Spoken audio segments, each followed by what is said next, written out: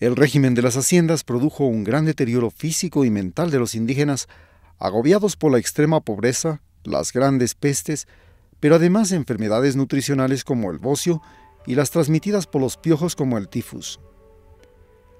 Los piojos ya eran un problema a la llegada de los incas, pero con la llegada de las ratas pardas de los galeones españoles, llenas de piojos infectados de rickettsia, se produjo epidemias mortales de tifus exantemático.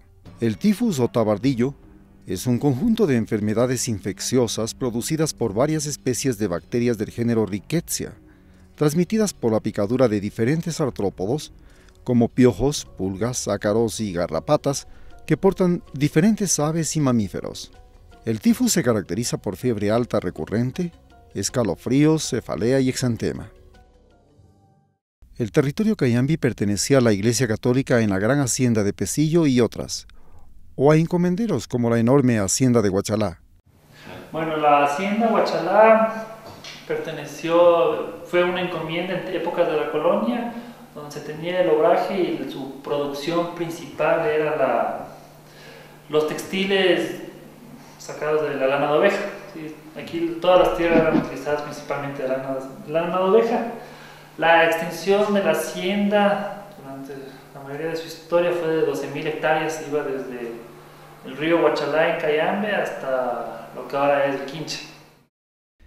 En las haciendas se exigía a los indios del trabajo, tributos, diezmos y primicias que obligaban a los indios a entregar sobre todo leche, carne, huevos, 1/10 de las cosechas, las primeras crías de animales a los patronos, creando un proceso de malnutrición que redujo la estatura, el peso y hasta el desarrollo cerebral de los malnutridos, afectados sobre todo por la carencia de proteínas y yodo. Ya cuando la sal se cristaliza, ¿no? Ya no contiene yodo, es una sal blanca, ¿no?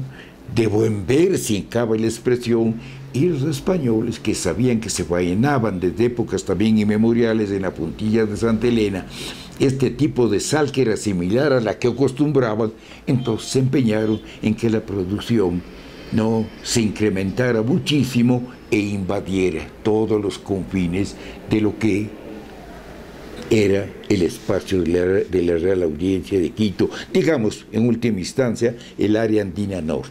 Y por este proceso de aculturación, la pérdida de valores culturales, médicos en este caso, y de imposición, lo que el español estaba acostumbrado e imponía su uso, se perdieron.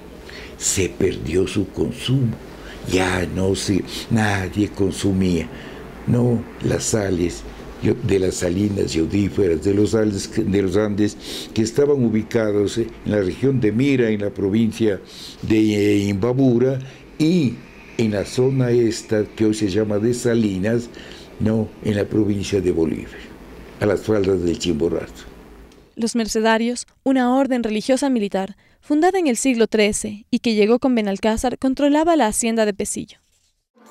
A partir de 1559 hasta 1712, hubo diferentes procesos donde poco a poco se iba consolidando los espacios de tierra que iban pasando a manos de los padres mercedarios.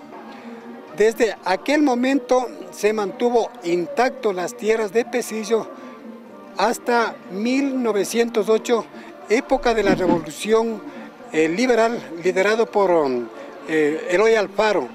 Hasta esa época, el Gran Valle de Pecillo tenía aproximadamente 16.000 hectáreas entre tierras productivas y páramos. El poder de la iglesia y los terratenientes serranos se concentró en la zona de Cayambe. Aquí se consolidó un estado teocrático católico en el gobierno de García Moreno, quien usó a la iglesia, en especial a los mercedarios.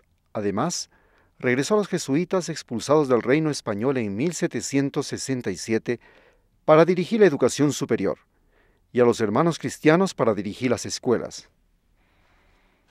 García Moreno concentró el poder de los terratenientes serranos y se volvió uno de ellos mediante el arrendamiento de la gran hacienda de Huachalá. Bueno, este de aquí era el escritorio de García Moreno. Aquí para trabajar. arriba